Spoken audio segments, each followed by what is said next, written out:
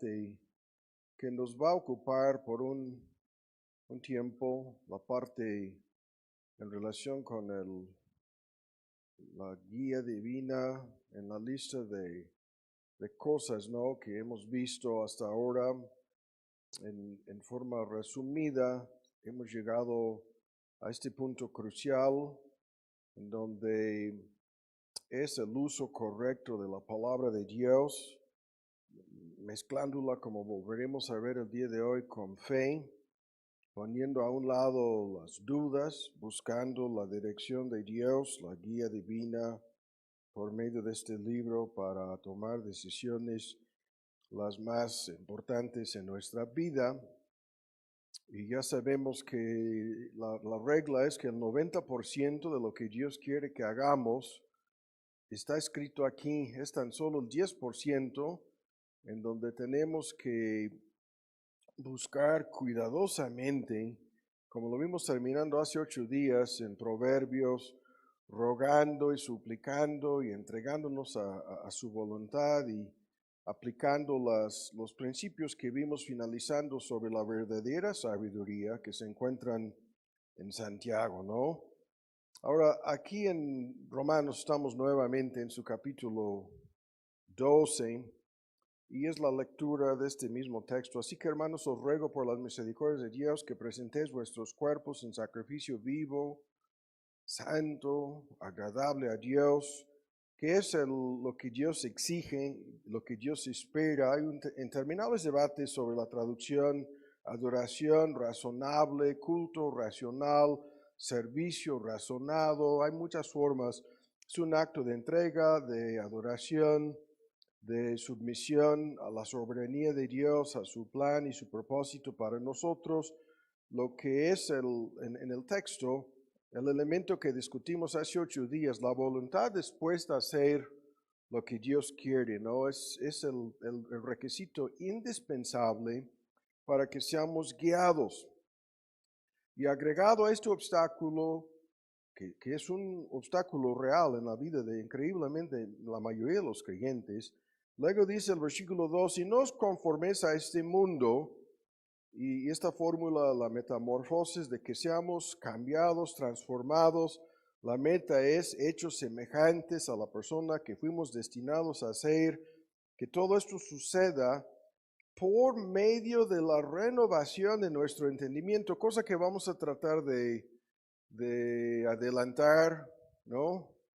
Un poco más el día de hoy. Vamos a discutir esto. La renovación de nuestro entendimiento de la palabra de Dios, la voluntad de Dios, es la forma, la manera en que llegamos a experimentar la buena voluntad de Dios, agradable y perfecta para nosotros. Ahora, ¿listos? Vamos a ver cómo nos va el tiempo el día de hoy. Espero no volver a hablar de este aspecto de nuestro tema. Espero que no sea más que el día de hoy. Y como empezamos hace 8 días con este asunto de que Dios tiene un plan, ¿no? Y este plan es suyo, no es nuestro. Este plan es algo que nadie puede manipular ni alterar. En ese plan hay muchas sorpresas, cosas que tan solo Dios pudiera haber planeado hacer con nuestras vidas. Y esto es desde un principio, todo el trasfondo, la historia personal de cada ser humano, comenzando con la familia en que fuimos enchufados, todo el contexto histórico, la raza, la nación, el pueblo. Todo un gran paquete está de por medio en este asunto. Y comencemos vinculando lo anterior con lo siguiente. En relación con Dios, nuestro Creador, y su plan para nuestras vidas, estamos constantemente obligados a entender nuestra verdadera identidad. Y estas preguntas en relación con nuestra identidad las hemos visto en una larga miniserie sobre este tema, pero son las más básicas que un ser humano pueda considerar. La pregunta de quién soy, la pregunta de por qué me encuentro aquí, por qué estoy aquí en este mundo, ¿no? La pregunta de cuál es mi razón de ser, cuál es en ese sentido, el motivo por el cual vivo, ¿no? Y en el contexto de esto comienza con el origen y termina con el destino, hacia dónde voy. Estas son preguntas trascendentales que dan sentido, valor y propósito a nuestras vidas. Todo el mundo, al mismo tiempo que andan buscando la felicidad, interminablemente la buscan, en medio de esta búsqueda, están buscando el verdadero significado de su existencia y el propósito, la razón, ¿no?, de su propia existencia. Y como este tema lo conocemos, pero nos sirve de introducción, escuchen bien la respuesta a estas preguntas.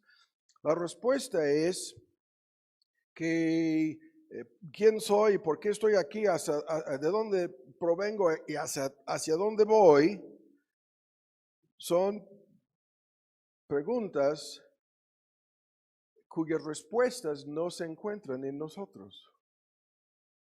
Algunos de ustedes se acuerdan de este argumento, ¿no? Lo vimos más de una vez en el pasado. No, las respuestas acerca de tu identidad, de quién eres, ¿no? Y por qué te encuentras aquí en este mundo y hacia dónde vas. Las respuestas a estas preguntas no se encuentran en nosotros. Y esto es el punto, parteaguas, punto de conflicto que tenemos con todo el mundo en converso, con todos los incrédulos, ¿no?, que nos rodean. Están tratando de contestar estas preguntas a su manera y encontrar las respuestas a su modo, a su gusto. Pero las respuestas a estas preguntas no se encuentran en nosotros, sino, ¿se acuerdan?, fuera de nosotros. Fuera de nosotros. Y esto es la ilustración que conocemos aquí, la vuelvo a citar. Es como la película de este cuate que aparece al principio de la película y ha sufrido de una pérdida de memoria, de tal modo, de tal grado que no sabe quién es. No sabe ni siquiera su verdadero nombre, ni su identidad, ni su trasfondo, ni la historia de su vida. Sufre de una amnesia total y la película comienza así. Y si esta persona se fuera a encerrar en un closet, tratando de encontrar las respuestas en sí misma, la película terminaría, ¿no?, en un fracaso total. Estas películas de Hollywood, y hay muchas, no voy a mencionar ningún nombre aquí, comienzan con, no, yo tengo que hacer una búsqueda por fuera. Yo tengo a andar buscando de persona en persona, de autoridades, de internet, de la historia, mi biografía, mi nombre, ¿no? La pregunta de quién soy, por qué estoy aquí, de dónde provengo, hacia dónde voy, las respuestas están fuera de mí. Otras personas tienen que decirme. Ahora escuchan, cada ser humano entra a este mundo y como protagonista en esta película. No sabemos ni quiénes somos, ni de dónde hemos salido, ni hacia dónde vamos. No sabemos. Y en esta película, cada persona, cada ser humano sufre de esta amnesia espiritual desde un principio, ¿no? Y tan solo podemos encontrar la respuesta a estas preguntas de nuestra verdadera identidad. Las respuestas se encuentran fuera de nosotros. Se encuentran tan solo en aquel que nos hizo. Las respuestas se encuentran tan solo en este sentido en la persona que nos puso aquí en este mundo. Y Él nos ha dado un libro en donde todas las respuestas están aquí, en este libro. Y tan solo aquel que nos hizo, el que nos dio el don de la vida, nos puede contestar estas preguntas acerca de quiénes somos, ¿no? Y por qué estamos aquí y hacia dónde vamos. Estas respuestas no están en nosotros, no están en nuestro ego, no están en el yo, no están en el autoengaño en que se enredan tantas personas que pretenden definirse a sí mismas, o sea, establecer su propia identidad y comenzando con todo el lío de su género y su sexualidad y su raza. Y es increíble hoy en día, tenemos el fenómeno de personas de este color de piel identificándose en la Unión Americana como ya soy negro. Y las autoridades mirando, ¿cómo? No, esto no significa nada. Soy quien digo que soy la persona que digo ser, y ahora soy una persona negra. Cuando nos descubrimos que van a dar, bueno, esto no va a fracasar, pero quieren dar en California. Comenzaron con cientos de miles, ahora rebasaron 12 millones de dólares a las personas cuyo piel es de color negro, como reparaciones por cosas que pasaron hace siglos. Les quieren dar a esas personas. Ahora yo quiero cambiar el color de mi piel. Quiero que me den unos tratamientos porque me quiero apuntar e identificarme como negro para que me den los 12 millones de dólares, por favor. Estoy dispuesto a todo. Quiero saber qué hizo Michael Jackson en forma inversa. Quiero saber cómo funcionó esto. ¿Qué debo hacer para no perder la oportunidad de cambiar por completo mi identidad? No voy a decir más porque esto no es una broma, aunque nos parezca como más que ridículo, ¿no? Es la triste realidad del mundo en que vivimos, en donde las personas quieren sentir en lo más profundo de su ser, que son personas importantes, cuyas vidas cuentan, cuyas vidas tengan sentido, valor y propósito, razón de ser, pero todo en base a la ilusión y la fantasía de la no existencia de su creador, de la no existencia de Dios. Las mismísimas personas alegan categóricamente no creer, dicen no somos productos de un accidente cósmico, de una explosión, quién sabe, ¿no? En cuál laguna, en cuál época, ¿no? En donde unos gusanitos, no voy a decir más. Y en esta mentira están sumidas estas personas, en donde lo que se ven obligadas a hacer todas esas personas, y otra vez este tema lo conocemos, es creer en la mentira noble, ¿no? La mentira es que sin Dios esta vida tenga valor, significado y propósito. Eso es una mentira, pero quieren creer así. La mentira es tan noble que quieren suponer, quieren pretender, quieren dar a entender y quieren actuar y quieren vivir como si no fueran gusanitos, entonces, como si no fueran un accidente cósmico, entonces, como si su vida fuera a ser algo realmente diferente, ¿no? Como si no estuviéramos, según ellos, en el planeta de los simios, entonces. Eso es lo que están tratando de convencerse constantemente de una mentira, de que van a encontrar su razón de ser en un vacío, en donde no hay un creador, en donde no hay una explicación, en donde traen en su cuerpo un código genético que supera lo que está almacenado en todas las computadoras, en todo el mundo, la cantidad de información genética, que es la base, ¿no? de su ADN y el funcionamiento y todo lo demás del aspecto físico de su identidad. No, dicen todo esto es un accidente.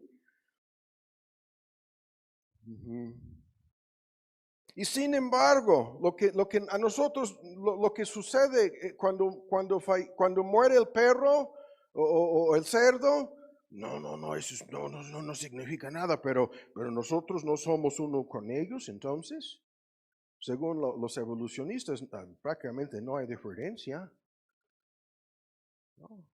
Y si la vida termina en el sepulcro, si no hay nada más allá de la muerte, si es la no existencia hacia donde vamos, o sea, venimos de la nada y hacia nada vamos a llegar, según estas personas, entonces nadie puede escaparse en ese mundo, ¿no? Si comenzaste como de la nada, surgiste, a la nada vas, entonces no eres nada y tu vida no significa nada. Y es en vano, absurdo, mentira, autoengaño o algo peor, decir lo contrario. Así funciona esto. Pero nosotros entendemos la verdad, ¿no? Que nos ha revelado Dios en su palabra. Y su verdad nos enseña lo que señalábamos al principio, que el Dios que nos hizo tiene un propósito, tiene un plan, tiene un significado, tiene un sentido, ¿no? Nuestra existencia es un milagro. El hecho de tener el privilegio de existir es el mayor milagro posible, porque pudiéramos haber no existido. Si no fuera por su voluntad, ni habríamos existido. No somos indispensables, no somos personas necesarias, no somos... No, el asunto no es así. No, el privilegio de existir es nuestro y la responsabilidad que tenemos de buscar y encontrar a nuestro Creador y tener una relación con Él y con su ayuda por medio del Evangelio y la obra de reconciliarnos por medio de la obra de Cristo con este Dios, perdonar nuestros pecados y cambiar incluso nuestra misma naturaleza, tenemos el privilegio de vivir y cumplir el propósito por el cual Dios nos puso aquí. Y el asunto funciona así. Ahora vamos a Efesios. En nuestro estudio del día de hoy vamos a enredarnos un poquito en este tema en relación con cómo encontrar este propósito, esta guía divina en la toma de decisiones. En el 90% de los casos, lo que Dios quiere que hagamos, aquí está escrito ya, ¿no? Aquí está, incluso en miniatura, nuestra biografía a grandes rasgos está aquí, en este libro. Lo que nuestro Creador quiere que hagamos, aquí está, ¿no? Desde nuestro origen, esto es principio y fin, primero y último, alfa y omega, estos términos que conocemos que son bíblicos, todo está aquí.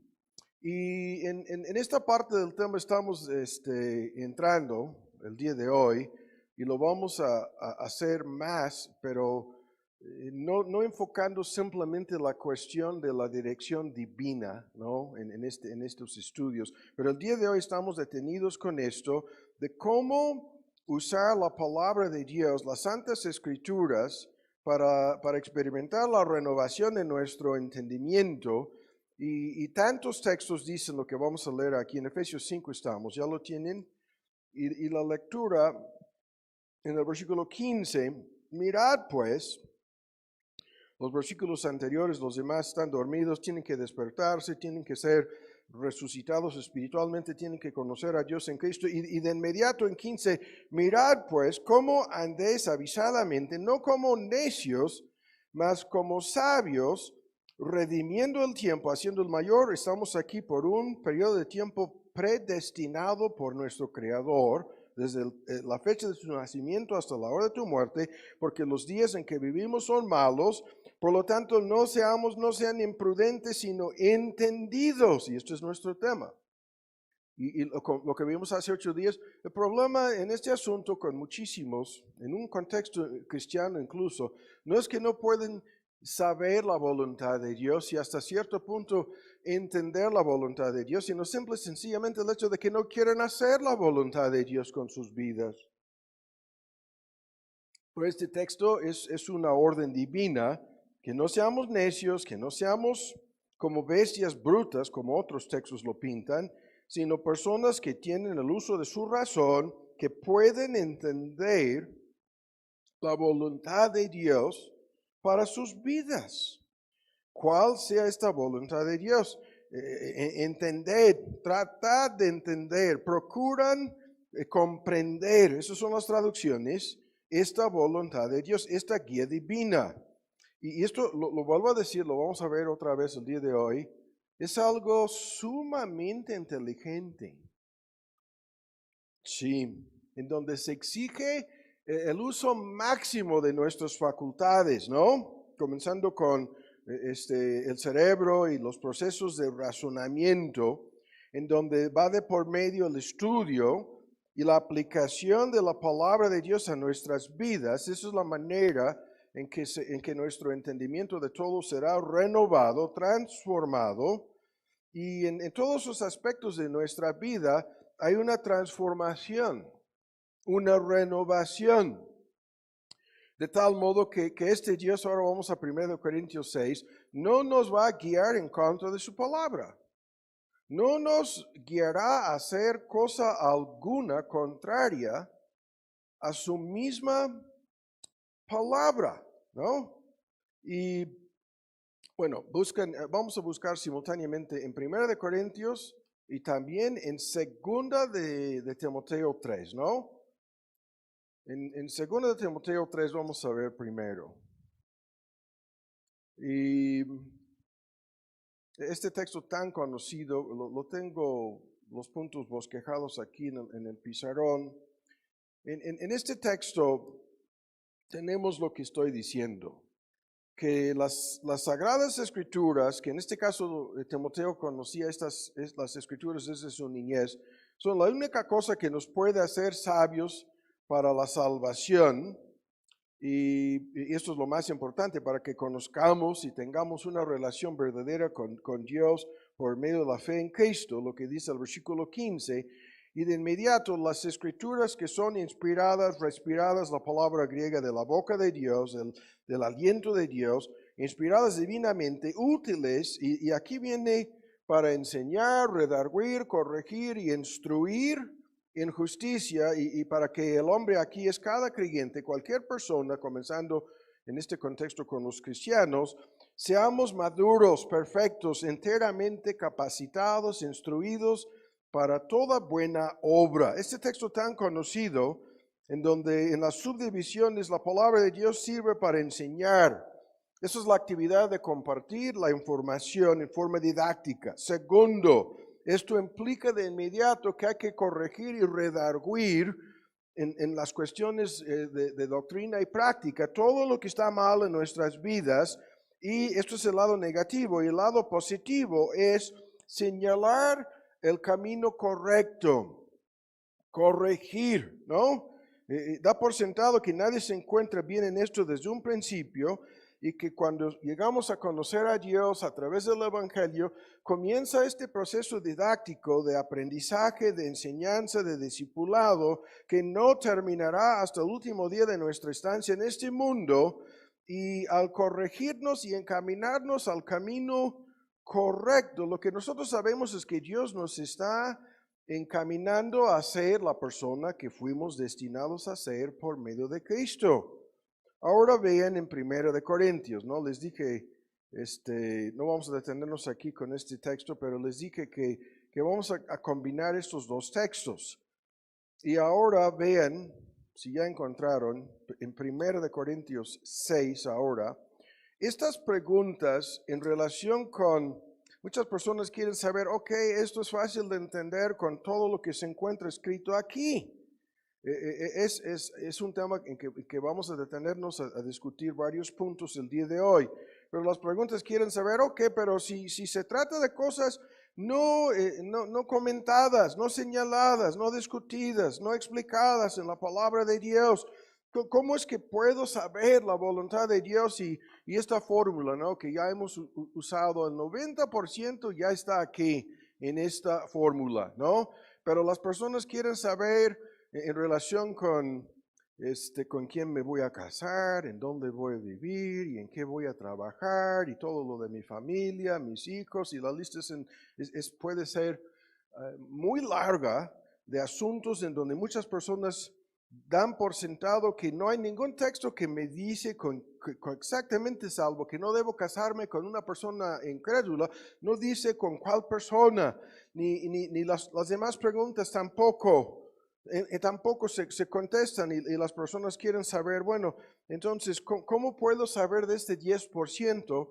Y aquí con este texto que vamos a leer, terminamos haciendo referencia a este texto hace 8 días. Ya lo tienen en 1 Corintios 6 y luego vamos al capítulo 10. Estas preguntas las conocemos, ¿no? En 6, ya lo tienen.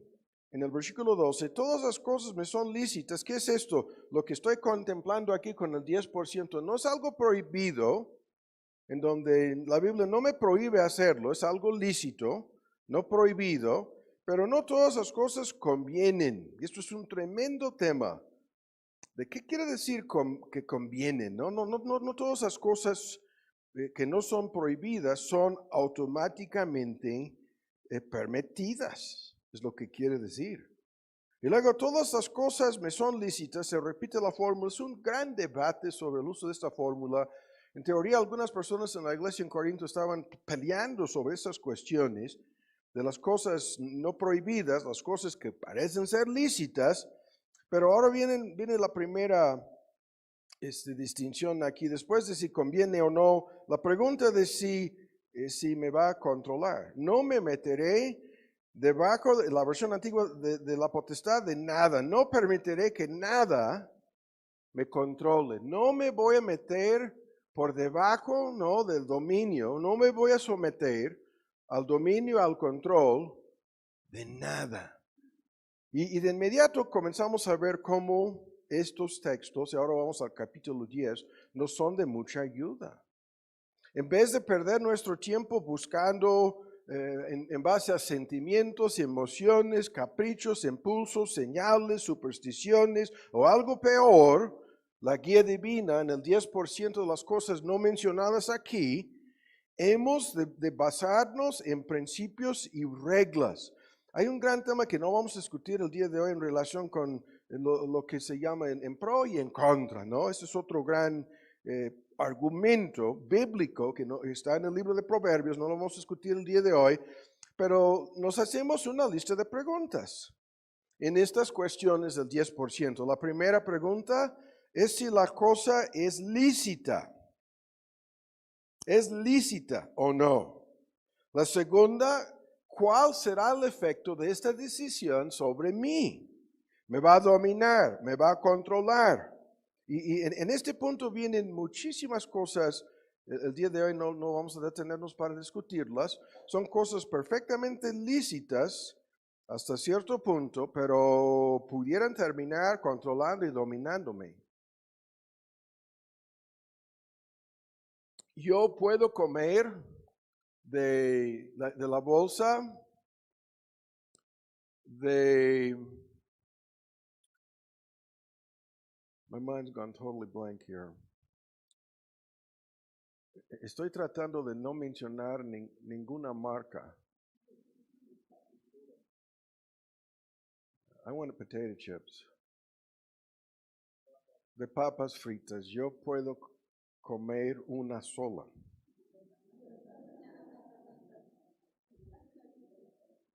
No tengo que comprobarlo. Lo estoy afirmando. Mi esposa no está convencida. ¿No? Es por eso que cuando agarro la primera papa, ella quita de mis manos la bolsa. Así funciona. Está controlado el asunto. Pero no estoy convencido contigo. Eso es el control. Eso es el poder que algo puede tener sobre nosotros. ¿No?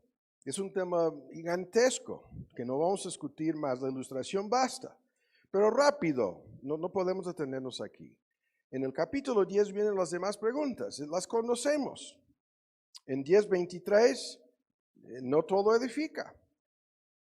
No todo conviene, se repite esto. Eso es otro gran tema. ¿Qué quiere decir lo que conviene, lo que es conveniente, ¿no? En nuestra versión antigua. Y lo dejamos. No todo edifica. ¿Qué es esto? El efecto aquí pudiera ser no tan solo dominar o controlarme, ¿no? Tú puedes ver tan solo las escenas del próximo capítulo de tu programa.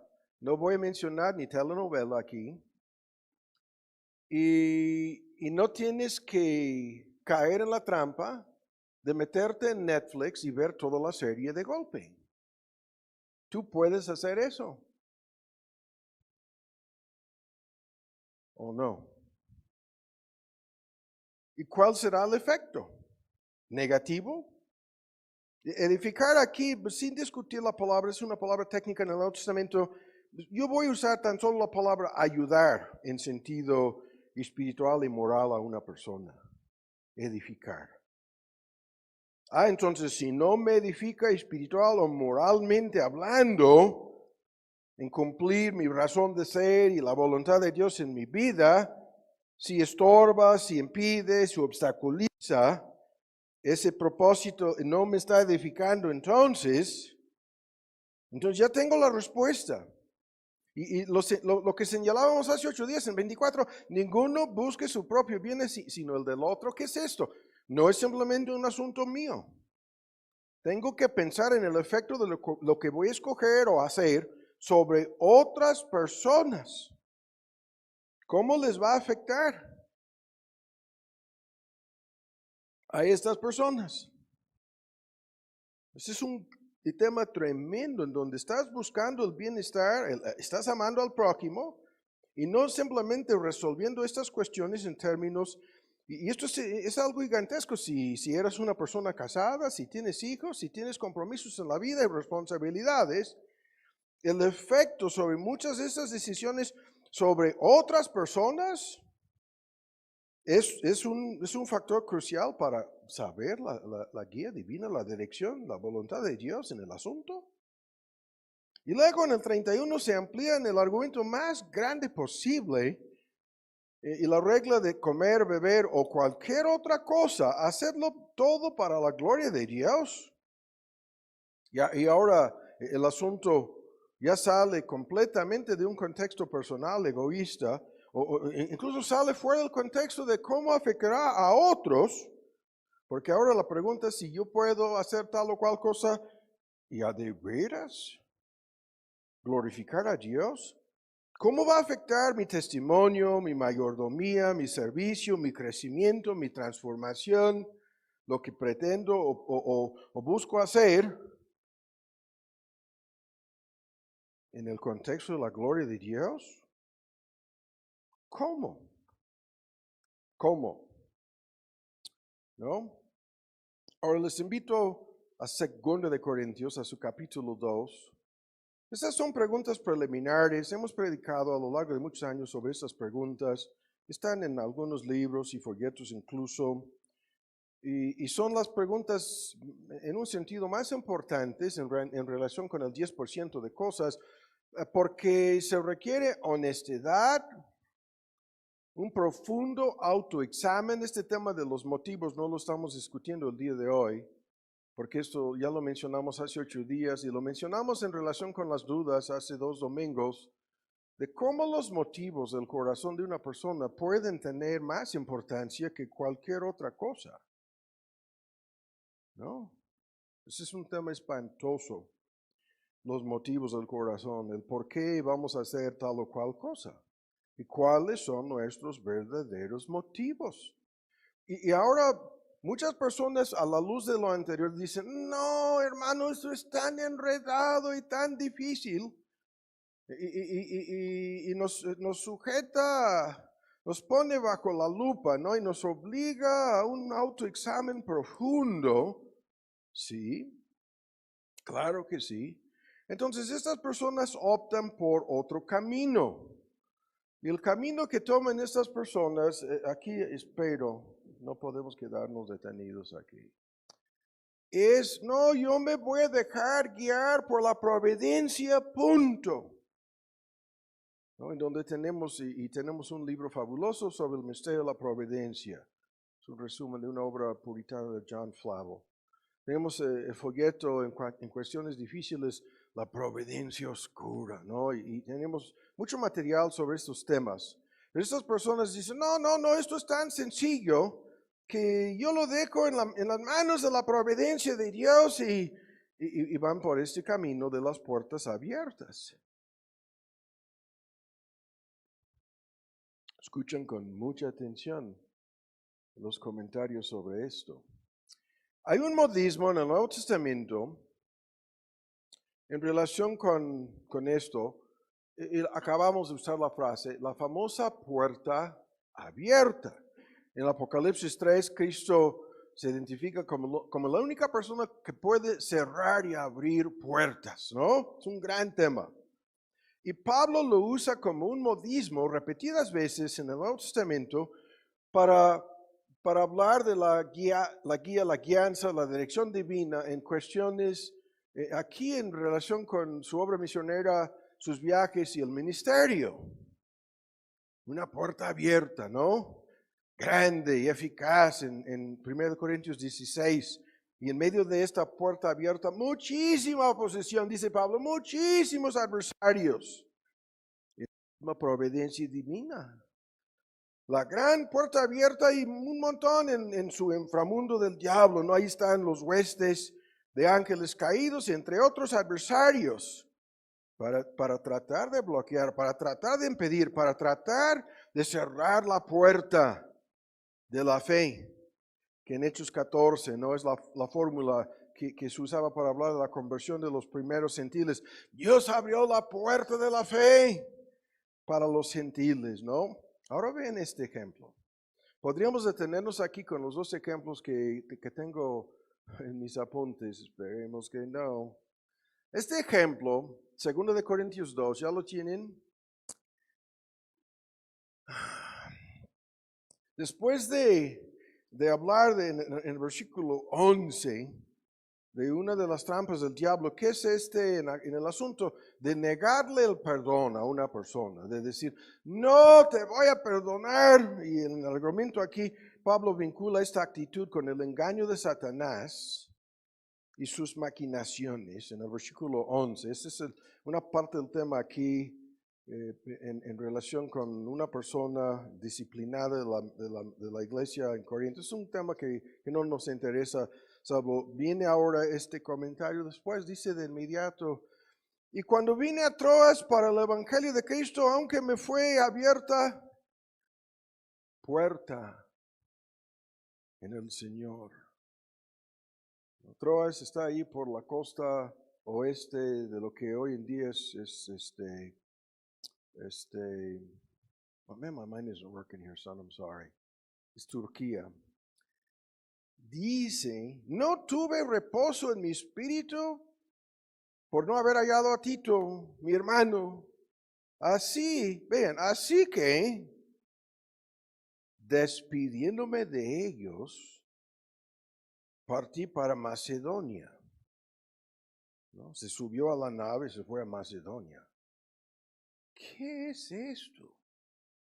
Es un ejemplo de algo importantísimo con todas esas personas que dicen, no, la puerta abierta quiere decir luz verde. Lo vimos hace 8 días con esas personas que pretenden buscar la guía, la dirección divina en algo, cuando ya tomaron la decisión y andan buscando. Yo les recomiendo cuando vienen a personas así, les digo, hay una línea telefónica, mejor sería hablarle al Vaticano, ¿no? A ver si el Papa en Roma te quiere dar luz verde. Yo no puedo, ¿no? En estas cuestiones, porque veo que ya estás decidido a hacer algo, ¿no? Y vienes a mí tan solo para recibir mi aprobación o luz verde. Ahora escuchen, muchas personas en una circunstancia como esta no habrían hecho lo que Pablo hizo. La puerta abierta aquí es evangelística. Este tema es tremendo, no podemos detenernos con el ejemplo, pero tan solo quiero que veamos esto. Dios le dio, Él dice, me fue abierta en el Señor, por el Señor, una puerta evangelística tremenda en Troas. Aparentemente una reacción positiva al evangelismo y a la predicación del evangelio en Troas. De tal modo que tú y yo viendo esto habríamos pensado, aquí nos vamos a quedar. Pablo fue a buscar el boleto para subirse a la nave y salir de ahí. Sorpresivamente, algunos piensan increíblemente. Ahora vamos a Hebreos, a su capítulo 11. ¿Qué es lo que debemos sacar de este texto? lo que estoy diciendo.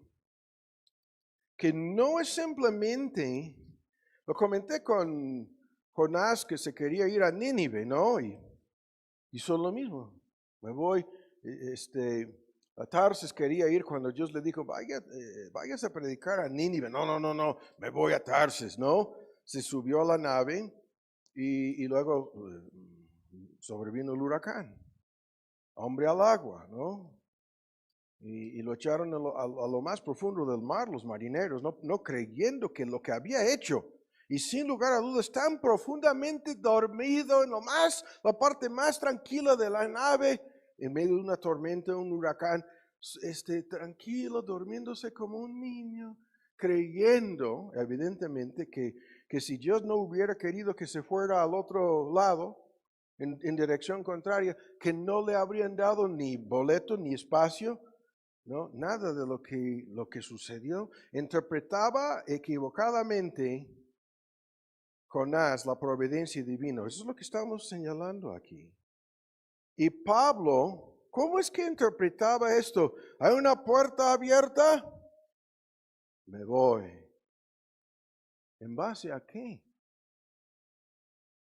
Y lo que estamos señalando sin discutirlo más a fondo es simplemente luz verde, o lo que parece ser una puerta providencialmente abierta, no es necesariamente la forma, ¿no? Para salir de dudas o para no equivocarnos. Ahora viene algo aquí tremendo, estamos en una miniserie sobre, aunque se va a alargar, sobre el Éxodo entre semanas, si no han escuchado los primeros 3 estudios, están en YouTube. Pero aquí en este ejemplo que hemos visto, lo vimos el miércoles pasado sobre la decisión de Moisés, ya hecho grande en el versículo 24, rehusó ser llamado hijo de la hija del faraón de Egipto, escogiendo lo contrario, antes todo lo contrario, ser afligido con el pueblo de Dios, que gozar de las comodidades, placeres temporales del pecado, teniendo por mayores riquezas el vituperio de Cristo que los tesoros de los egipcios, porque miraba la recompensa, la remuneración, y por fe dejó a Egipto no temiendo la ira del rey, porque se sostuvo como viendo al invisible. Ahora, este tema lo conocemos. Este texto es tremendo. Y Moisés dio la espalda a los ídolos del corazón, al poder, el placer y el dinero que se señalan en este texto.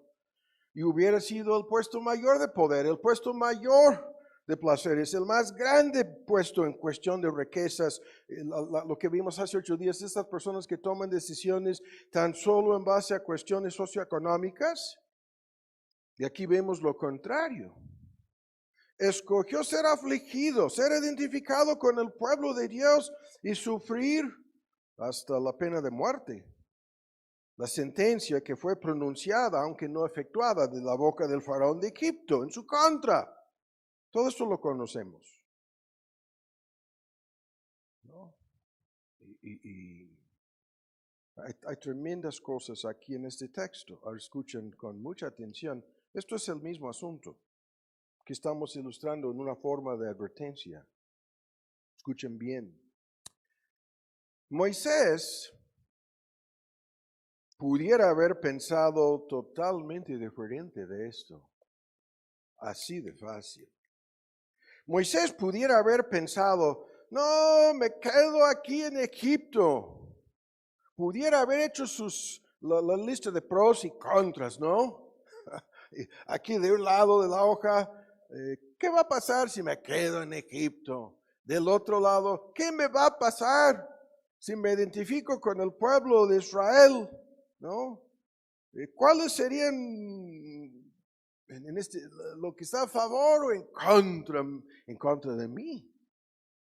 Pudiera haber hecho ese cuadro para tomar la decisión. Si se basara en ese cuadro, jamás se habría salido de Egipto. Jamás.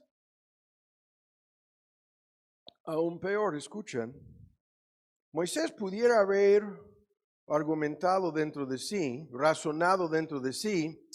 No, lo que sucede aquí es que yo tengo un poder en Egipto.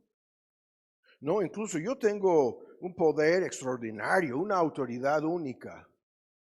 Como en teoría yo soy el hijo del faraón de Egipto, heredero, ¿no? Del trono. El dictador del imperio más grande del mundo en aquel momento. Yo tengo un puesto de poder y autoridad en Egipto y lo puedo usar para proteger al pueblo de Israel. Yo no tengo que moverme de aquí. Incluso yo puedo proteger a este pueblo usando mi poder y yo puedo influir mucho en el faraón para mejorar el trato de este pueblo. Yo tengo el favor del faraón de Egipto. Y aún más, llevo 40 años de mi vida aquí. Ya, yo soy uno de ellos. 40 años en Egipto. Si estaba midiendo las cosas desde la perspectiva de puertas abiertas y luz verde, pudiera haber razonado, escuchen la lista aquí. Todas las providencias divinas en mi vida hasta ahora indican que yo debo quedarme aquí. Todas las providencias divinas hasta este momento, la providencia involucrada en haberme colocado aquí desde un principio. ¿Cómo es que se les ocurrió a mis padres, cuando el faraón andaba matando a los niños, ponerme en esta canasta?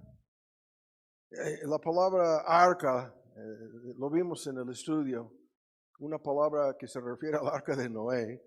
¿Cómo se les ocurrió a mis papás hacerme esto para salvar mi vida? ¿Y cómo es que ocurrió que providencialmente la hija del faraón de Egipto es la persona que me encuentra flotando por el Nilo, por el río? ¿Cómo es posible que yo haya caído a los 3 meses de edad? Yo caí en manos, la persona que me agarra ahí, me salva la vida. La hija del faraón de Egipto está ahí, una de sus siervas, sí, pero ella también.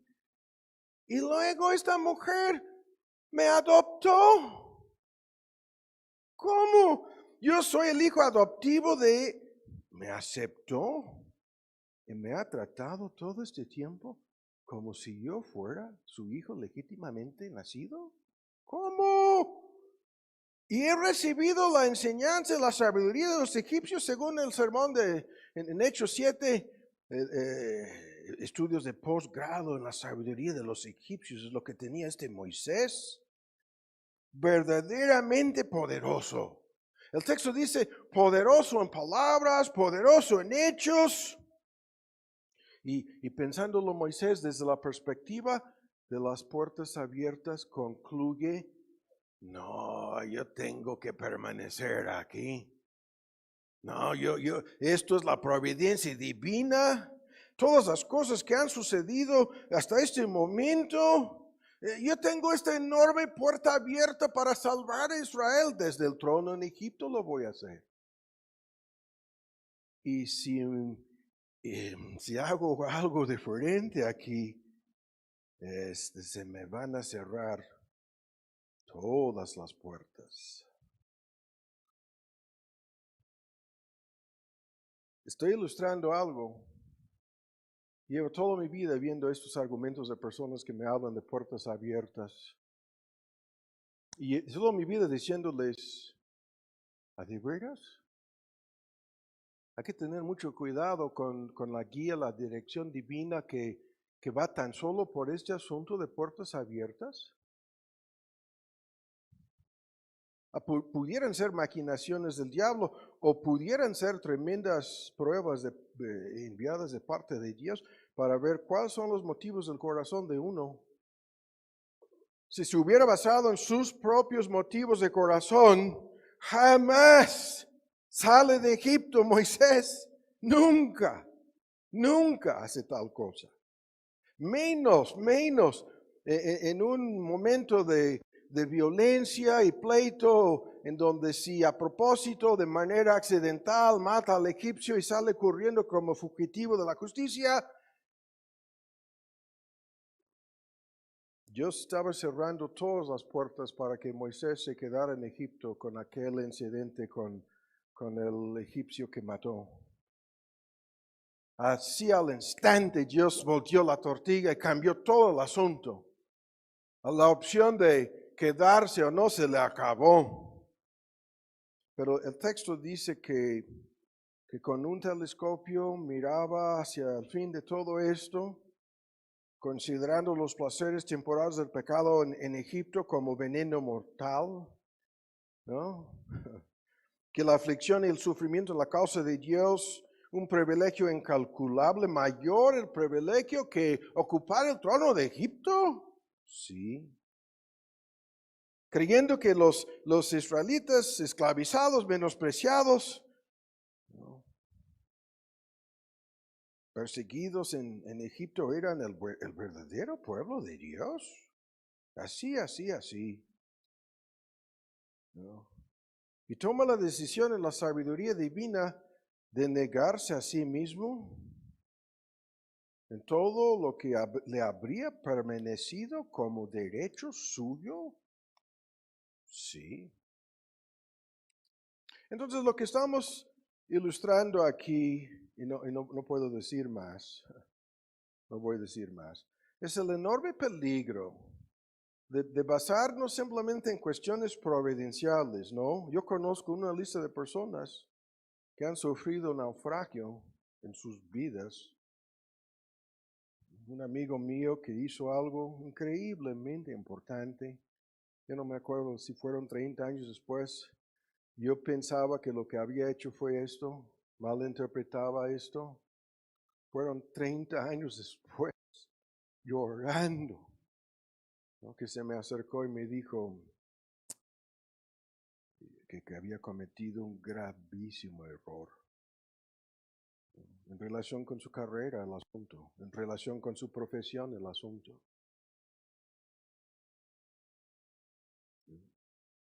Cuidado.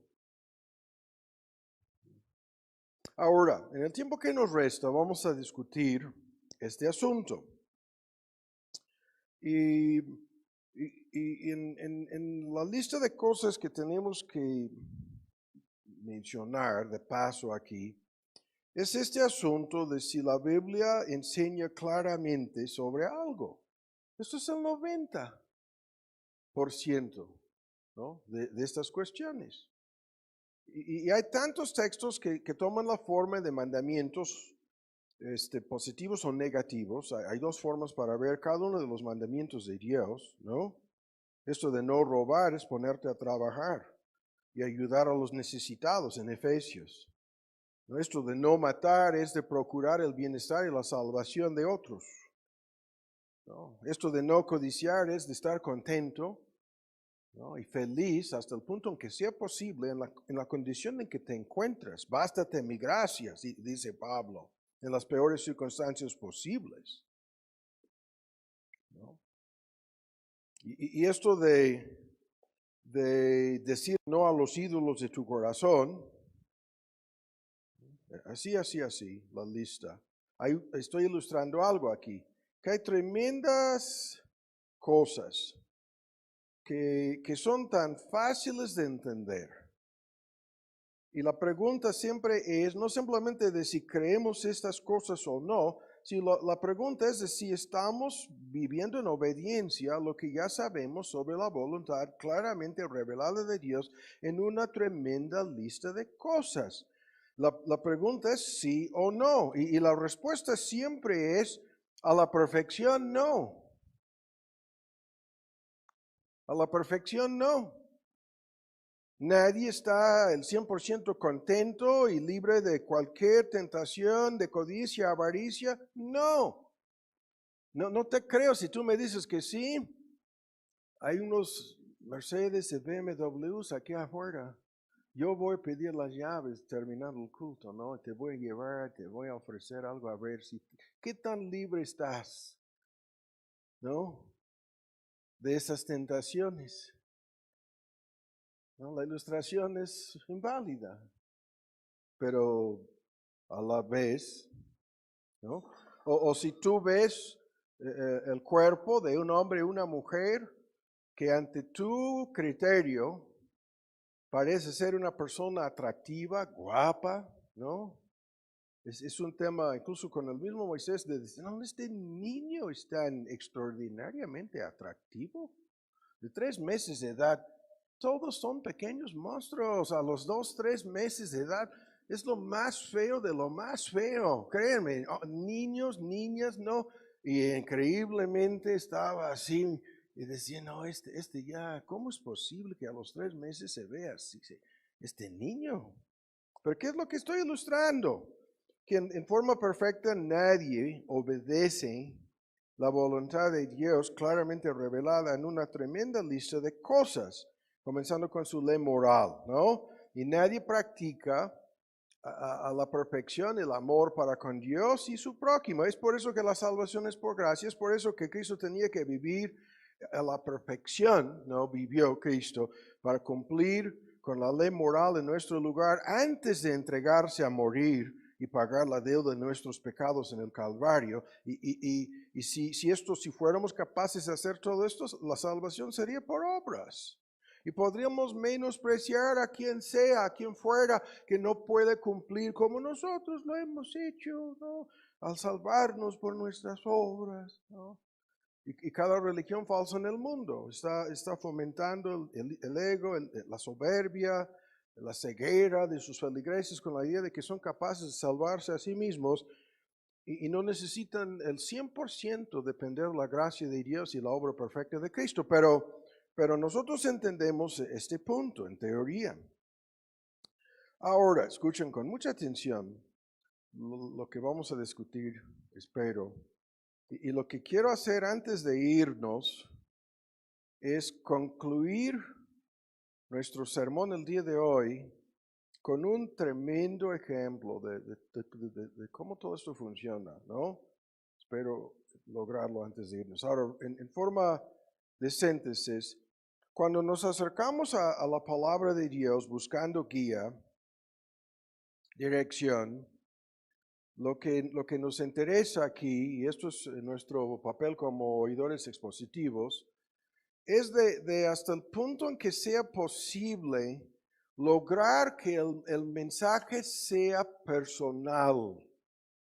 O sea, que el pasaje, que el texto, que el ejemplo, vamos a terminar con uno de estos ejemplos, sea personal para nosotros. En la medida en que podamos lograr eso, ¿no? Vamos a sacar provecho, incluso guía y dirección del texto. Lo vuelvo a decir. Al escuchar la palabra de Dios, estamos buscando el elemento personal en el asunto. Y de paso lo vuelvo a comentar, lo que llevo tantos años diciendo, que seguramente alguien lo va a malinterpretar al escucharlo el día de hoy.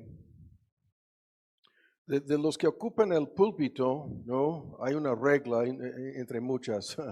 Y la primera es que no hay nada personal aquí. Cero. Entre el que habla o predica o enseña y los que están escuchando. Nada personal. A favor ni en contra, ¿no? En teoría a favor sí, porque quisiéramos que todos escuchen y respondan positivamente, pero en lo personal yo no tengo personalmente ningún interés ni del uno ni del otro lado en el asunto. Yo soy un mensajero y me interesa mucho la obligación que tengo de ser fiel a esta palabra y lo que Dios me va a hacer en el día de juicio, tendré que rendir cuentas a Él y tanto por mí como por los que escucharon. Sin discutir eso, hay textos que lo dicen. Eso sí es más que personal. El asunto es el 100% personal entre el predicador y Dios. Pero entre el que predica y los oyentes, nada personal. Cero. Y es tan fácil para mí decir esto como extranjero en este país. Este no es mi país. ¿no? Ustedes no son mis parientes, esta no es mi cultura, ¿no? Esta no es mi raza, esta no es mi historia. Así, así, así. Y para que entiendan qué tan impersonal es todo esto para conmigo. Y a la vez, es tan personal entre Dios y la persona, ¿no? Y en la medida en que como oidores expositivos podamos interpretar el asunto personalmente, ¿no? Vamos a sacar dirección y guía.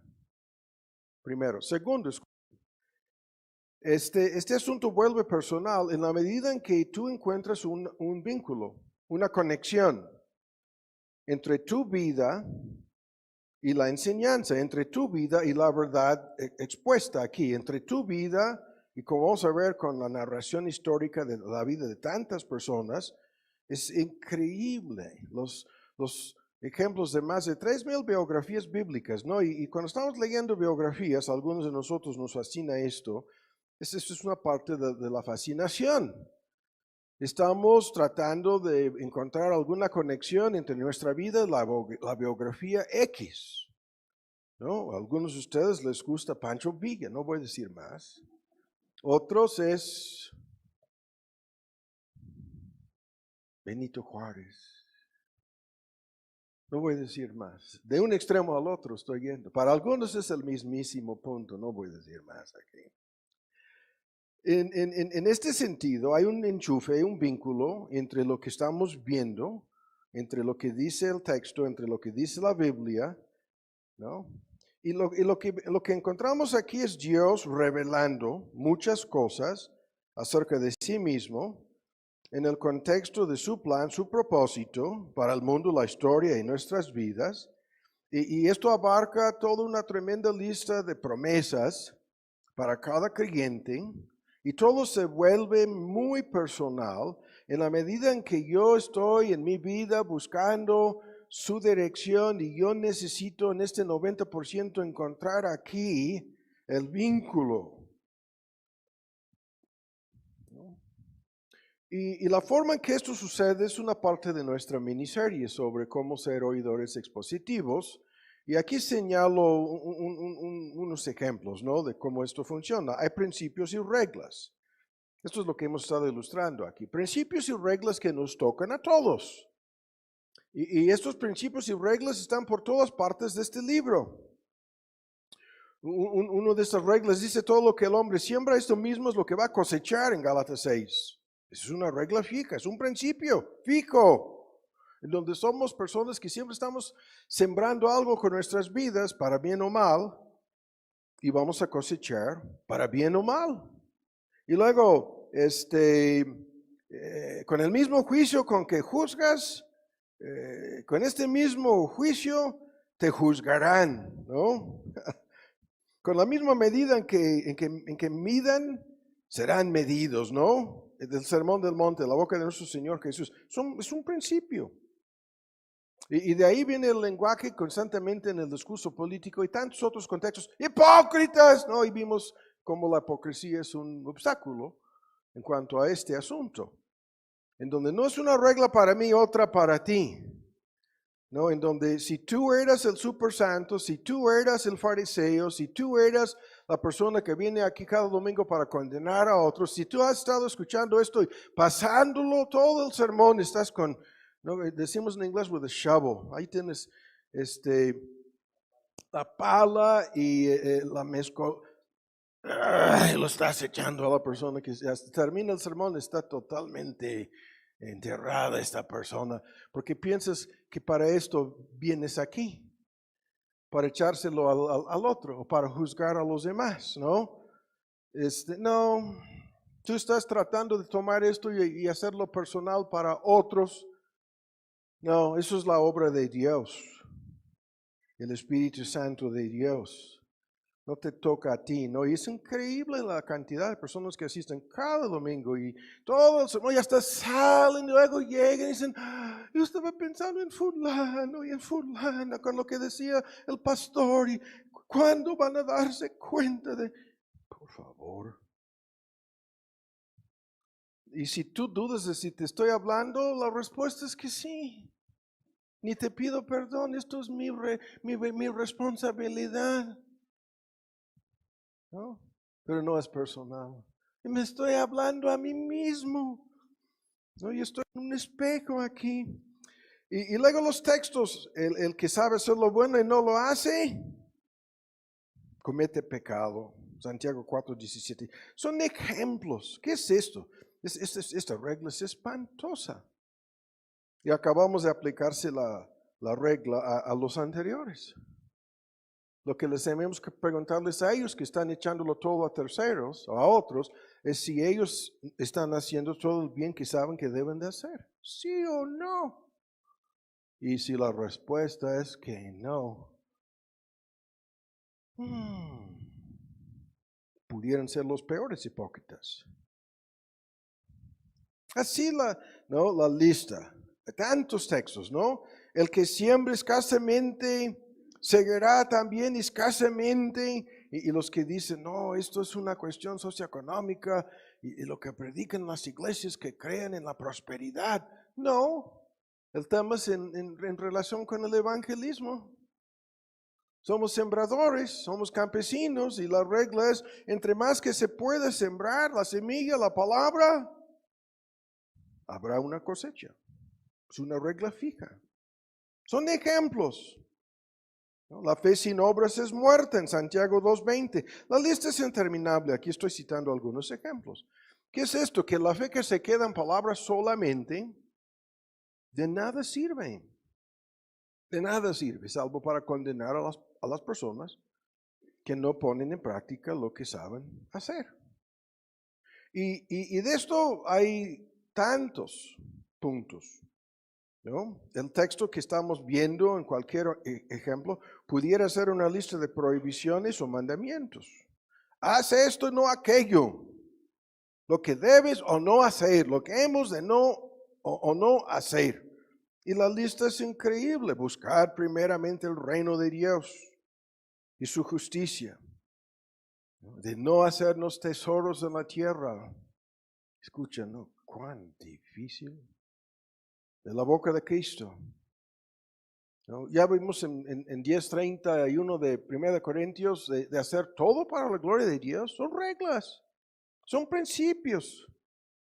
De no afanarse, preocuparse. Y la prohibición de la boca, tanto de Pablo como de Cristo, es categóricamente por nada afanosos, por nada preocupados, nada, ninguna cosa.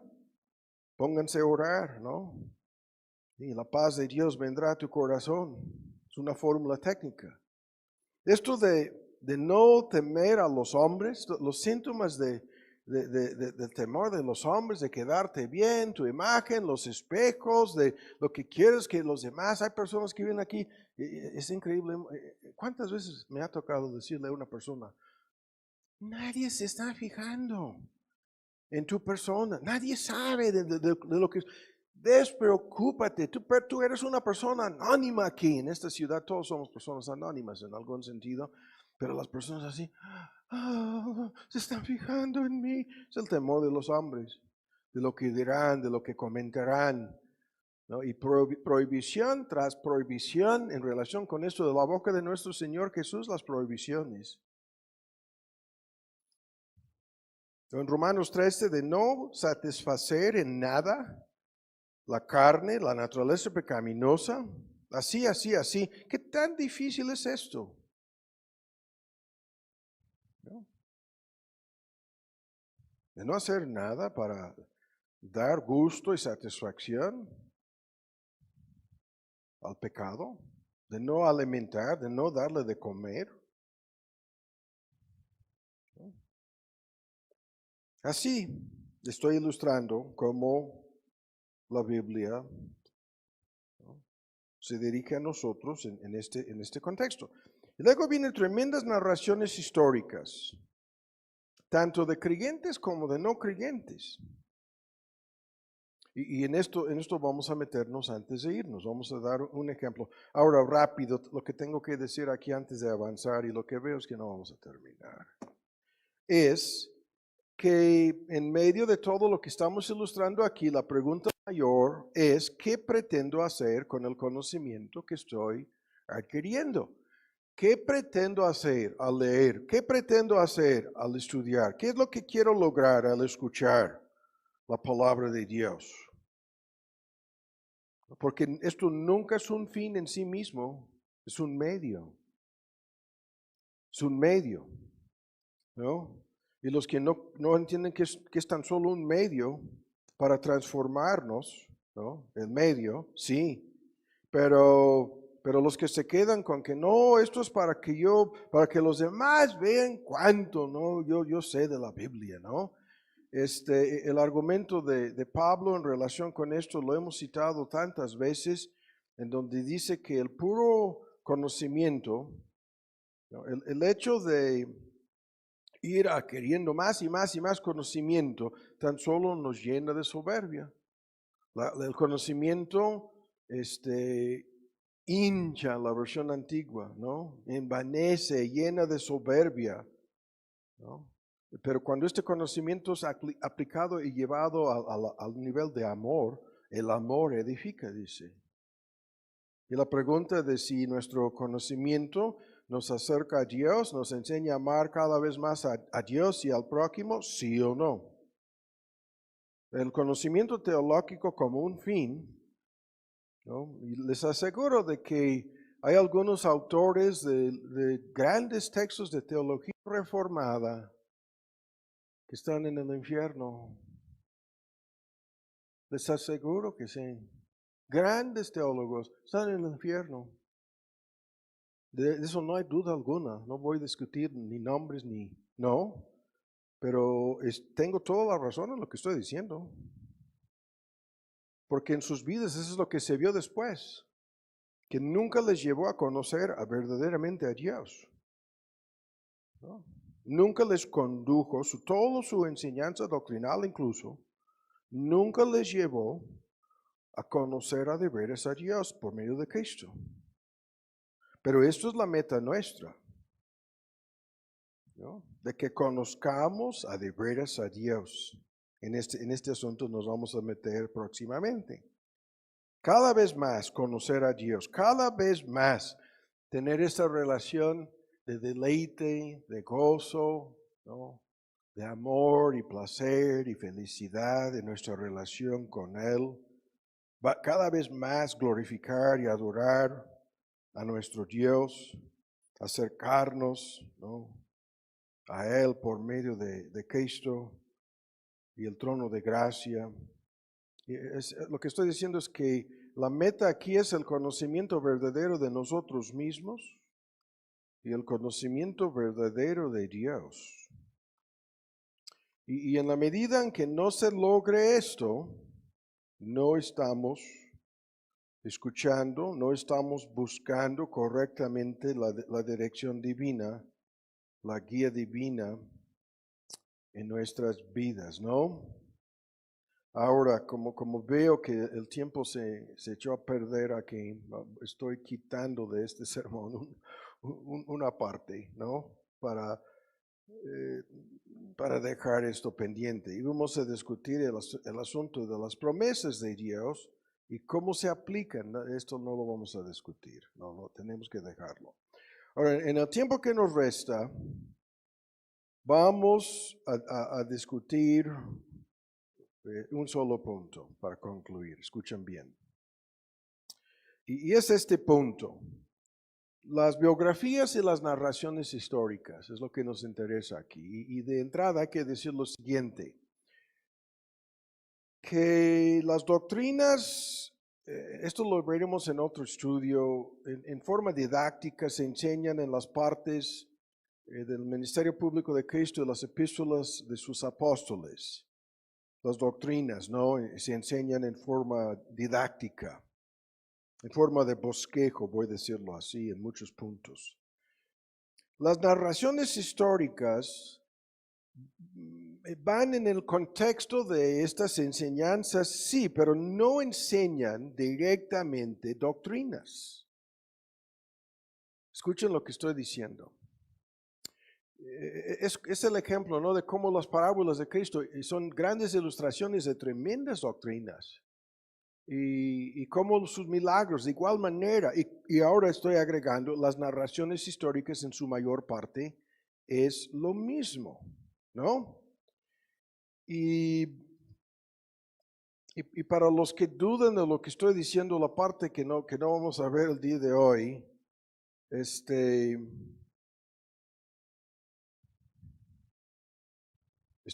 tratando de no enredarnos aquí. Vean en 1 Corintios 10 lo que estoy señalando aquí. Las narraciones históricas narran lo que sucedió.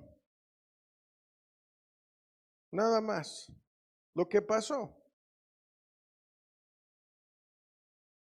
Y lo que nos enseñan pueden ser cosas buenas o malas. ¿No? Ninguno de los protagonistas en ninguna historia narrada, ninguno de estos son personas perfectas. ¿No? Las narraciones son selectivas, incompletas, pero son lo que Dios quiere que veamos y entendamos. Aquí, por ejemplo, ven en 1 Corintios 10:11, las cosas que acontecieron a los judíos, esto lo dice aquí 2 veces, sucedieron como figuras. En el versículo 8, estas cosas fueron, en nuestra versión antigua, la palabra en figura es de una palabra técnica, ejemplos. Y lo que viene aquí es el ejemplo que no hemos de seguir, ¿no? Y fueron postrados en el desierto, en el versículo 5, los judíos, por sus pecados.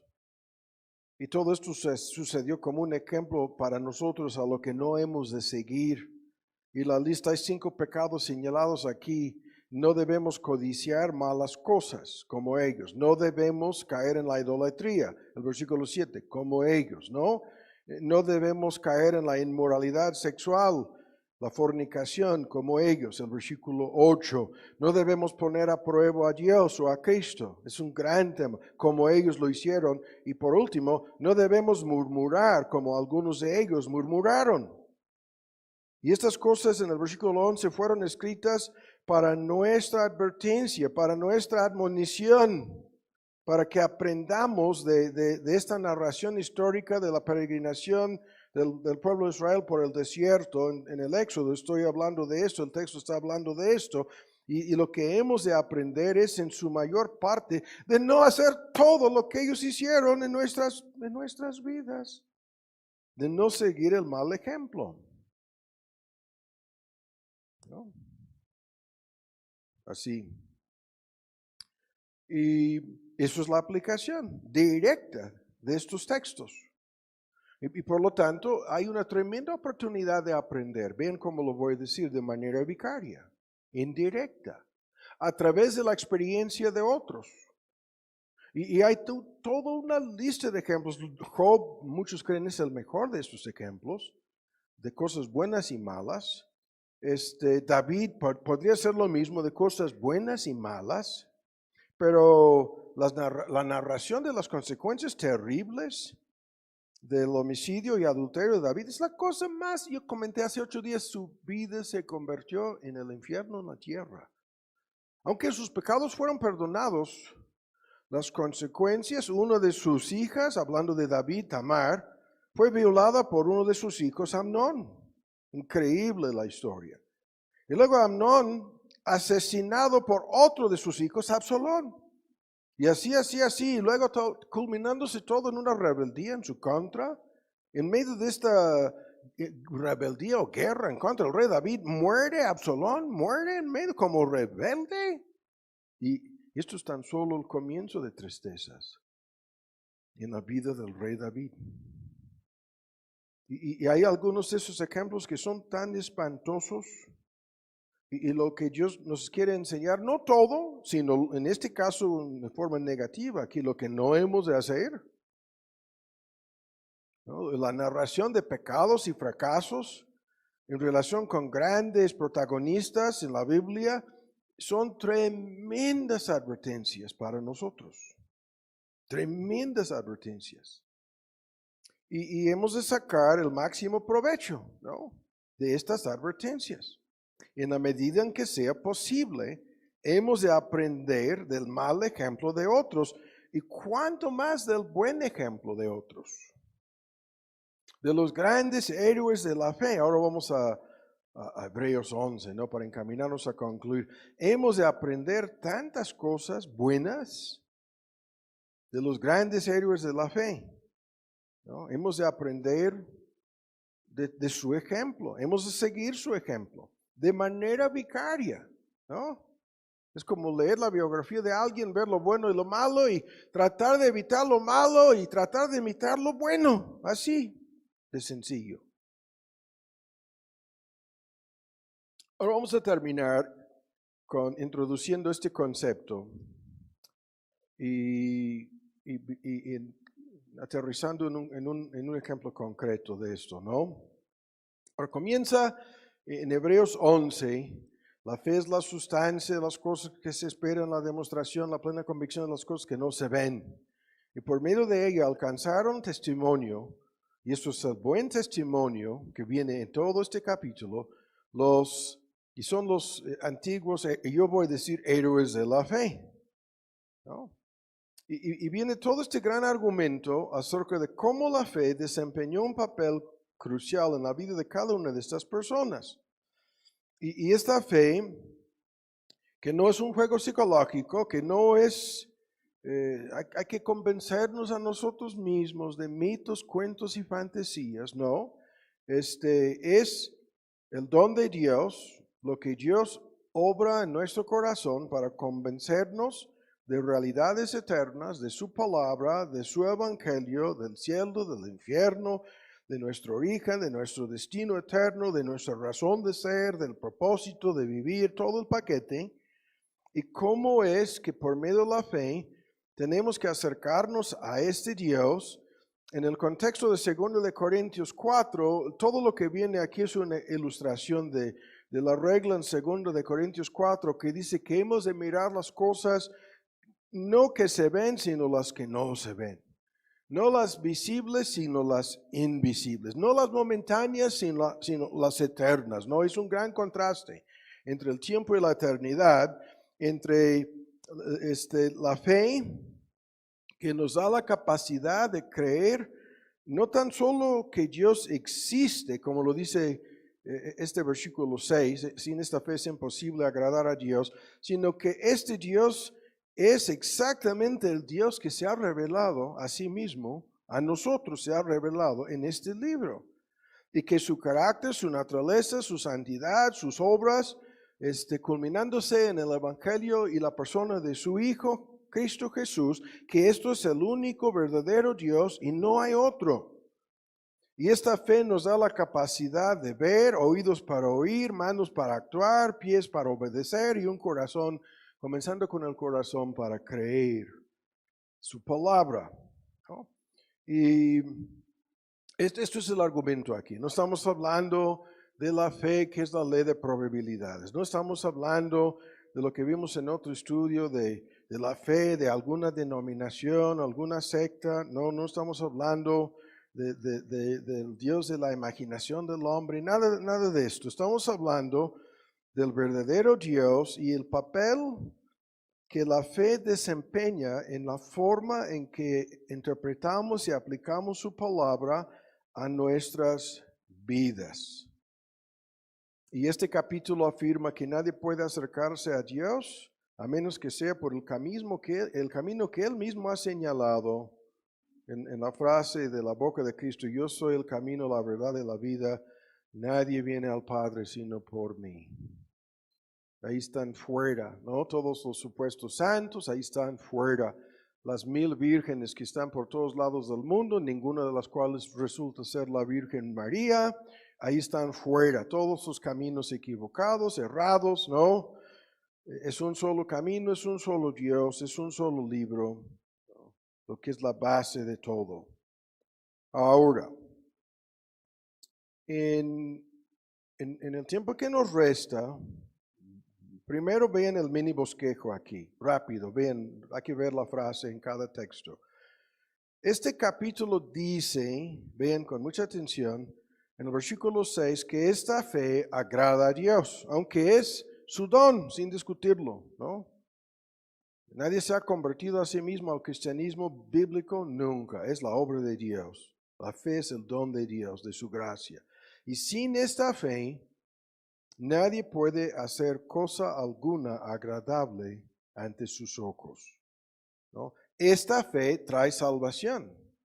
El texto en el versículo 6 dice que los que se acercan a Dios por medio de esta fe, y esa es la fe en Cristo, que todas estas personas encuentran a Dios, ¿no? Que esta fe es salvadora y trae la salvación temporal y eterna a nuestras almas. Ahora luego, a lo largo de este capítulo hay un sinnúmero de argumentos. Uno de los argumentos es lo que vimos en un estudio preliminar anterior, que esta fe pone fin a todas las dudas, pone fin a los temores, pone fin a esta persona que ahí está vacilando y no puede saber ni decir, no, la fe acaba con todo esto, la fe vence al mundo, como vamos a ver terminando en un momento, y la fe nos da la capacidad de enfrentarnos con toda clase, vean en el versículo 33, toda clase de dificultades, obstáculos y aflicciones. Vean la lista. Por la fe ganaron reinos, por la fe obraron justicia, por la fe taparon las bocas de leones, por la fe apagaron fuegos impetuosos, por la fe evitaron el filo de cuchillo, no la sentencia de muerte, decapitados. Por la fe los débiles recuperaron su salud, trastornaron campos extraños, mujeres recibieron sus muertos por resurrección. La lista aquí es tan conocida, ¿no? De todos los que hicieron tremendas, increíbles cosas por medio de esta fe. Sacaron fuerzas de su debilidad en el versículo 34. Creyeron las promesas en los versículos 17 a 19. Y así, ¿no? Obedecieron a Dios y lograron su propósito en sus vidas. Punto. Este es el tema que conocemos de este capítulo. Ahora, para concluir el día de hoy, vamos a basarnos en un ejemplo increíble que se encuentra aquí. Buscan, estamos en Hebreos 11, con esto vamos a concluir. Y todo el argumento está en un solo versículo. Por la fe, Noé, en el versículo 7.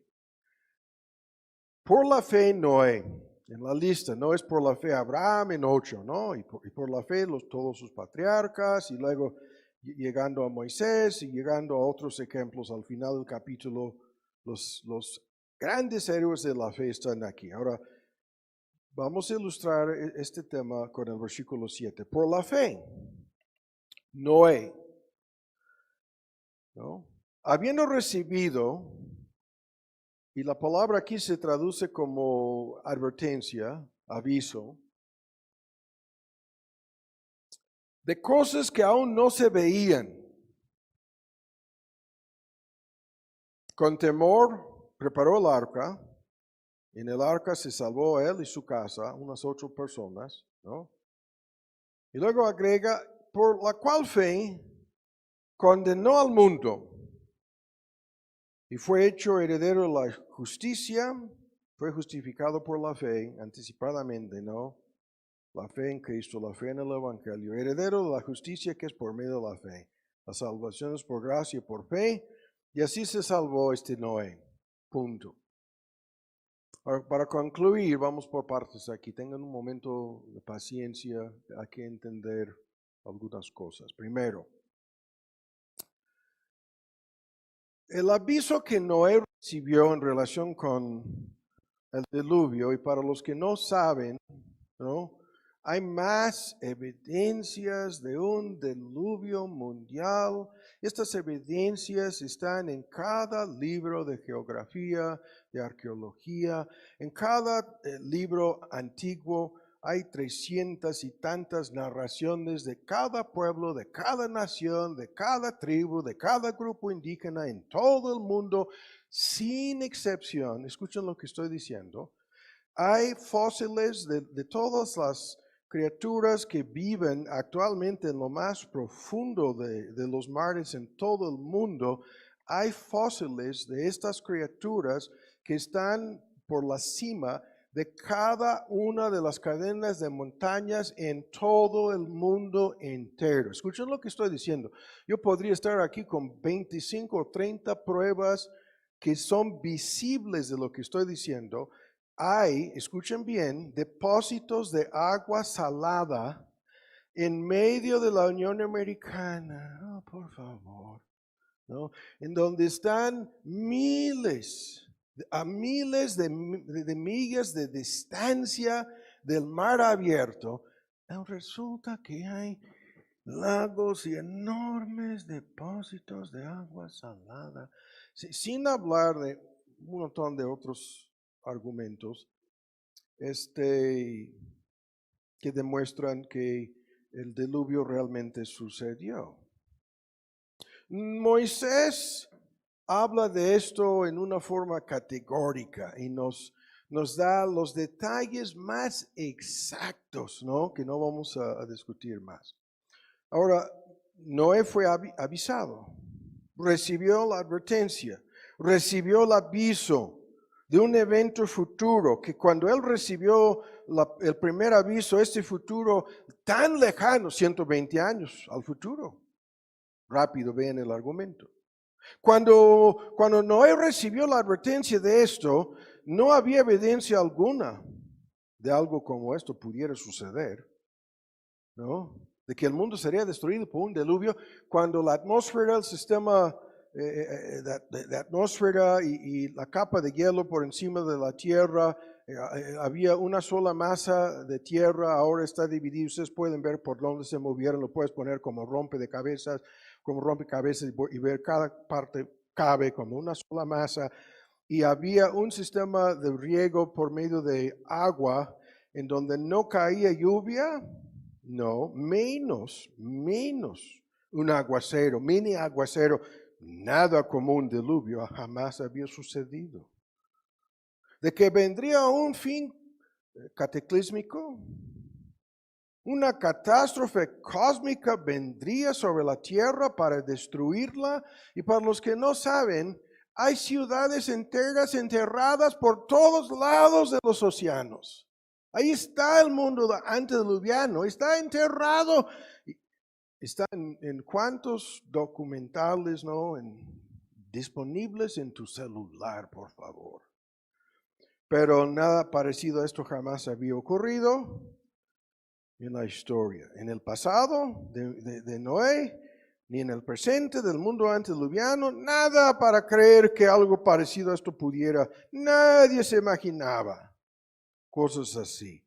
Todos los, así yo voy a decir, filósofos, científicos en aquel entonces, estaban negando en CNN todos los días la posibilidad de algo parecido al diluvio y de que tenían una tecnología en algunas cosas superior a la nuestra, no hay duda, hablando de ese mundo antediluviano. Y estos científicos salían a decir, científicamente imposible. ¿No? Así. De tal modo que el pobrecito se convirtió en el objeto de burla, de broma. Lo tenían tachado de Noé loco, alarmista, ¿no? Soñador, necio, un hombre peligroso. A lo mejor le decían, este viejito loco. Estaba construyendo algo parecido a una nave espacial. Y algunos decían, se va a convertir en su tumba, ataúd.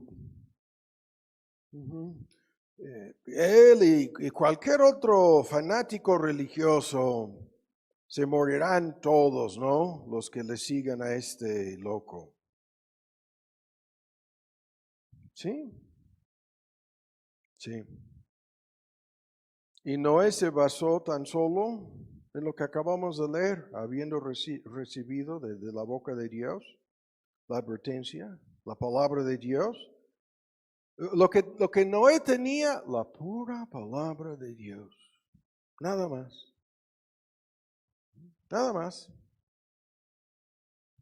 Se basaba en eso. No había más. No había argumentos, no había evidencias, no había una escuela de apología, no, nada. El texto dice que recibió la advertencia de cosas que aún no se veían, que no se veían. No había sucedido la más leve indicador, indicio de algo como lo que este hombre está diciendo. No había pruebas, no había evidencias, no había nada. Y sin embargo, dice el texto que esto le dio a Noé un temor espantoso, ¿no? Temor, reverencia, el principio de la sabiduría es el temor de Jehová. Y hay otros argumentos aquí que comento tan solo de paso, ¿no? Pedro habla de cómo en los últimos días se van a burlar de todo esto y lo van a negar. O sea, van a hacer lo que vemos por todos lados.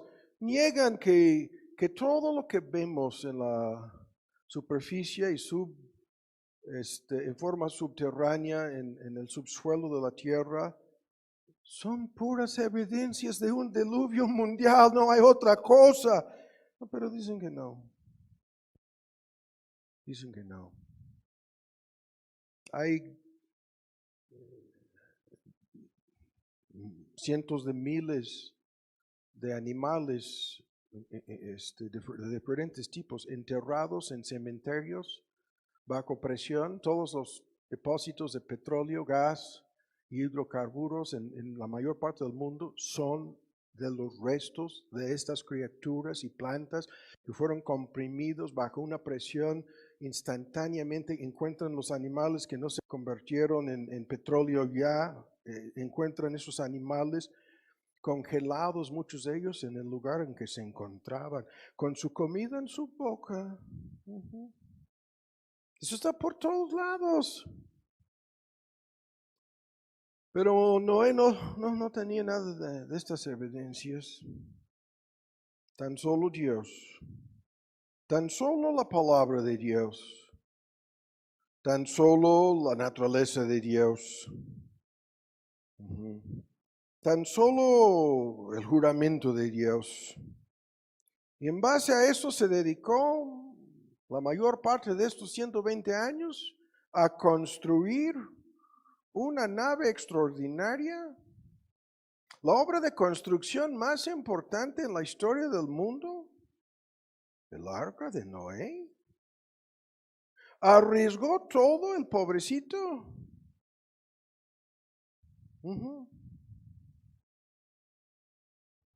Y al fin y al cabo, la ciencia humana demuestra lo que voy a decir aquí.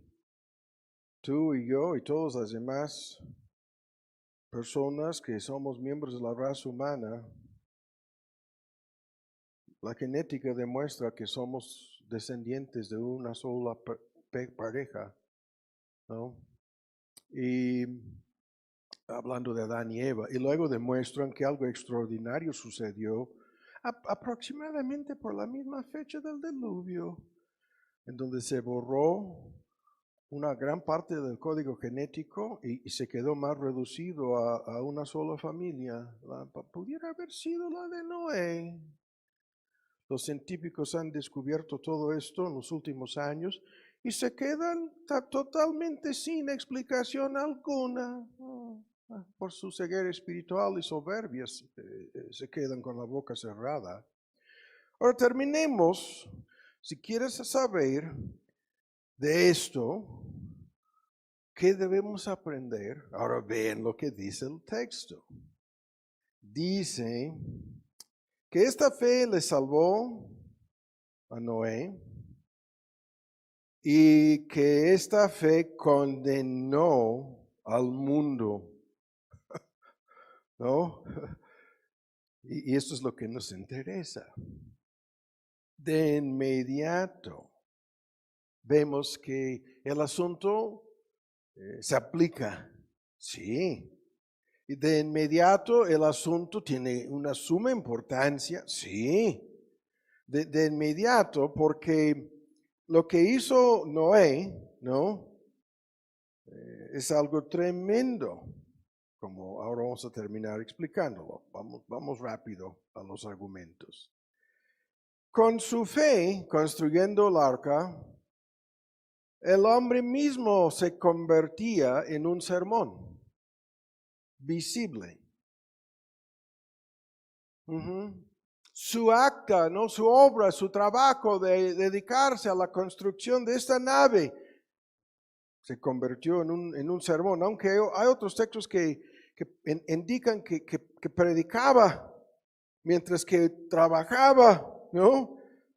Pero el arca y nada más se convirtió en una profecía de algo, de una destrucción mundial, de un cataclismo, de un fin.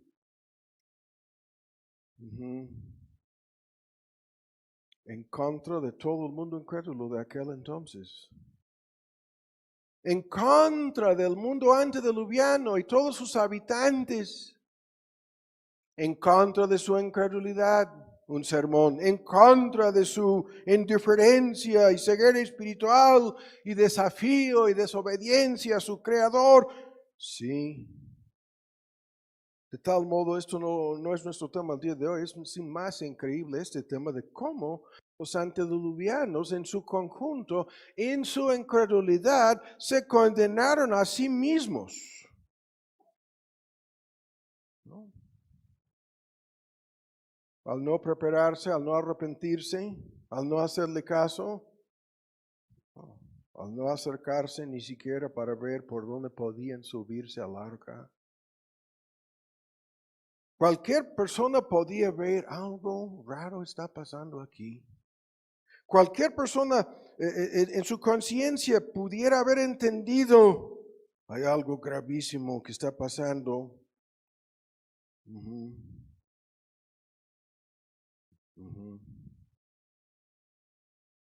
Ahora, concluyo con esto. Por medio de su fe, Noé condenó a aquel mundo, al mundo antediluviano. Y te preguntas, bueno, ¿cómo vamos a imitar a este hombre entonces? Hay una arca que han construido, ahí está en Kentucky, ¿no? Pero no para imitar a Noé. Es increíble lo que tienen ahí. Y hay otro en Holanda, si no me equivoco, igual, increíble. No hemos de construir un tipo de, una nave como el arca, ¿no? No, de eso no se trata. No, sino de otra cosa. ¿Ven lo que el texto dice? Por la cual fe Noé condenó al mundo. De inmediato, el asunto se vuelve personal contigo si eres creyente, conmigo si somos creyentes. Porque en cada ejemplo aquí, sin ver más de tantos ejemplos de lo que hicieron por medio de la fe, hemos de imitar en estos ejemplos algo en nuestras vidas. Hemos de ser imitadores de Noé. Y escuchen cómo. ¿Cómo vamos a hacer esto? Tú y yo vamos a condenar al mundo entero, tal como lo hizo Noé. ¿Cómo lo vamos a hacer? Desde un principio, como lo hizo Noé, por medio de nuestras vidas. Un verdadero creyente resulta ser el animal más raro, la criatura más extraña, la persona más difícil de entender, comenzando en el contexto de su propia familia. Cuando esta persona llega a ser convertida, nace de nuevo, hay un cambio radical en la esencia de su corazón, de su ser, en su mente, en sus emociones, en su voluntad. La persona comienza en una nueva identidad. a dejar su vieja identidad y por medio de su vida, los demás comienzan a ver lo que le está pasando no es explicable. No es algo superficial, no. No es algo, no es un lavado de cerebro, no. Es algo que no lo entendemos, ¿no? Y en la medida en que nosotros seamos diferentes del mundo, ¿no? Y en la medida en que no seamos arrastrados por la corriente de este mundo, como lo dice Pablo, este mundo que promueve todo lo contrario a Dios, en sus normas culturales, tradicionales, el mundo está en contra de Dios. Yo usé a propósito la palabra cultural, ¿no? En su avaricia, ambición y los ídolos, ¿no? Del dinero y el poder y el placer, este mundo es el enemigo de Dios. Este mundo que ofrece todo tipo de fantasía, toda clase de ilusión, todo tipo de mitos y cuentos, justificando lo anterior, justificando la búsqueda interminable de placer y poder y influencia, el dominio en cuestiones humanas. Este mundo que oculta constantemente las consecuencias del pecado.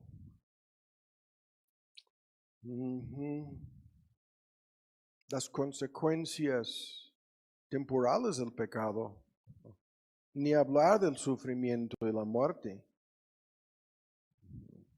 Este mundo que se dedica a distraer, entretener y confundir a sus víctimas, no vamos a discutirlo más, es nuestro enemigo y es el enemigo de nuestro Dios. En su rebeldía, el mundo entero está involucrado en una guerra en contra de su Creador. Lo que hay un tremendo libro sobre ese tema en inglés, The Long War Against God. La larga guerra contra Dios. Y en la medida en que tú y yo no seamos como los demás, en la medida en que nuestra profesión de fe no sea superficial, débil, cobarde, carnal, ¿no? En la medida en que no hagamos todo lo posible para que los demás nos tomen como casi igual con cualquier de ellos, ¿no? En la medida en que no seamos hipócritas,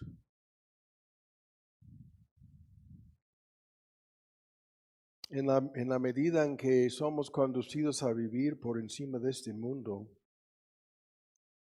en la medida en que somos más que vencedores,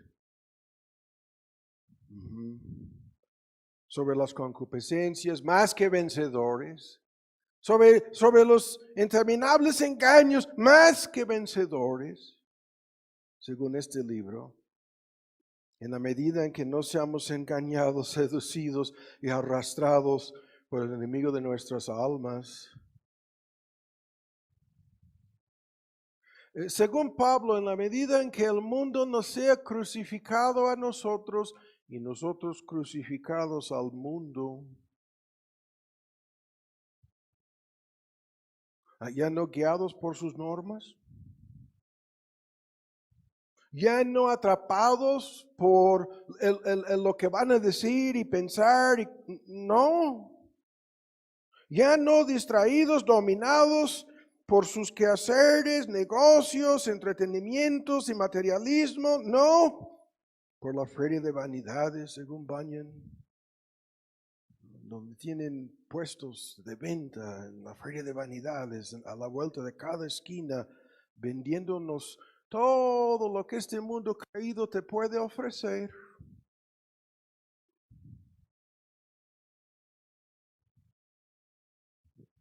La Babilonia de este mundo, destinado, según el Apocalipsis 18, llevamos años predicando sobre la destrucción del Babilonia, la Babilonia de este mundo.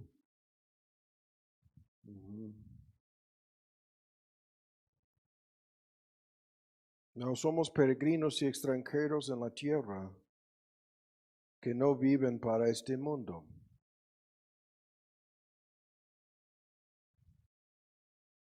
En la medida que logremos esto con nuestras vidas, escuchan, nosotros vamos a hacer dos cosas.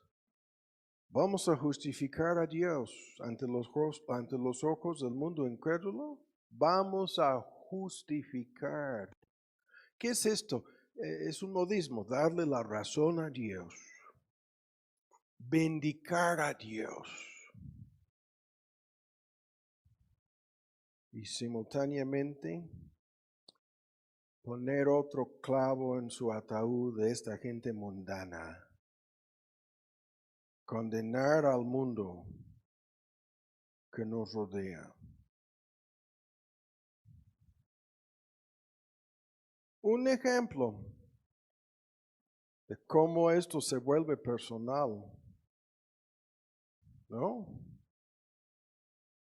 En donde tú y yo, es un ejemplo, uno de los más conocidos de la Biblia. Uh-huh. Y hay que volver a decirlo. Yo no estoy hablando simplemente de ganar argumentos en relación con la así llamada ciencia, ¿no? Falsamente llamada ciencia, dice la Biblia, o ganar argumentos en relación con la historia. No, la verdad es que no hay nada que argumentar. Todo es tan transparente y tan evidente acerca de un cataclismo que arrastró y destruyó al mundo entero. Y nosotros sabemos que lo mismo volverá a suceder. Uh-huh. Pudiera haber ya comenzado eso. Y termino diciéndolo, no va a suceder como lo dicen los ecologistas. No, creo que no. No, creo que están más que errados acerca del calentamiento global. Antropogénico, ¿is that the word? Causado por el hombre es lo que dicen. No, por favor. No, todo esto es cuento. Están falsificando las gráficas. Están tomando una pequeña parte. Cuando tú ves 100, 150 años para atrás, es evidente que todo lo que están diciendo es una mentira. Hablando tan solo de un supuesto calentamiento global, es puro engaño. Los mejores expertos en esto, y son muchísimos, libros enteros, documentales por todos lados, contradiciendo lo que están diciendo. Porque el Dios de este libro dice que Él va a destruir el sistema, la ecología de la tierra se va a descomponer, se va a destruir como un juicio. Como sucedió en el mundo antediluviano, sí, salvo que ahora no será por agua, sino en una secuencia de eventos catastróficas, escatológicas finales. Dios va a ir quitando tapete tras tapete tras tapete. Llegaremos al momento cuando el 30% de la población del mundo va a fallecer. Cuando el 30% de la vida en los mares morirá, ¿no? Como eventos preliminares a la destrucción masiva y final de este mundo. Ese misterioso libro que se llama el Apocalipsis lo narra todo como una película de terror.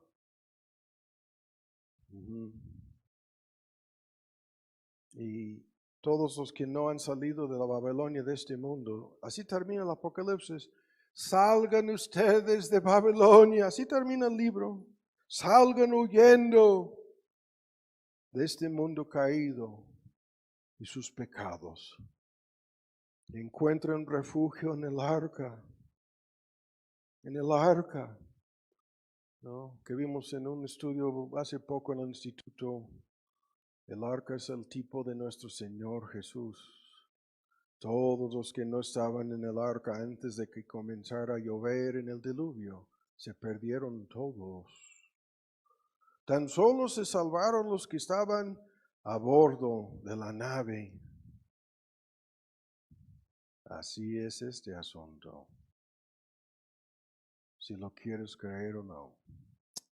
Padre, damos muchas gracias por tu palabra, por permitirnos alargar el argumento al final.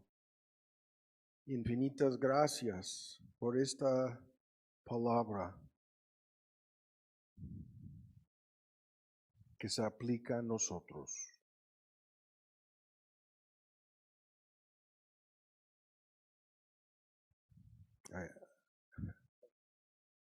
Haz la obra que tan solo tú puedes hacer en nuestras vidas, en nuestros corazones, para que tu palabra no te vuelva vacía y para que cumpla estos propósitos tuyos. Te lo suplicamos. En el nombre de Cristo Jesús. Amén.